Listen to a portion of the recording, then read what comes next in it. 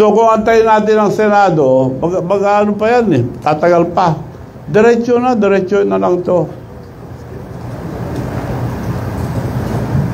At ang suggestion ko lang, huwag na natin pahirapan ang taong bayan. Yung rally, baka may manggulo pa. Ang pakiusap ko lang, it will be a peaceful revolution about corruption. Ang mga kabataan at mga estudyante ang maglilid ang revolution na ito. This is not for ourselves, this is for the future of our children. Mga kabataan, pabayaan natin sila. Sila mag-lead itong revolusyon para matanggal ang graft and corruption. Ang suggestion ko lang, ewan ko kung papayag sila, huwag na tayo magpunta sa kalye, baka guluhin pa nila.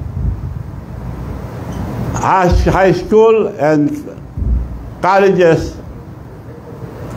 pero yung mga nasa kindergarten, yung mga elementary, tuloy ang pag-aaral. Hinto muna sila hanggat di bumababa lahat ng mga korap sa gobyerno.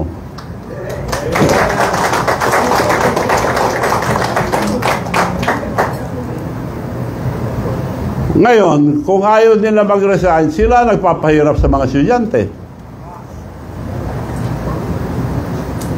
Kaya nakikiusap ako sa mga kabataan, mga student leaders, tumayo kayo dahil karapatan nyo to, dahil kinabukasan nyo to.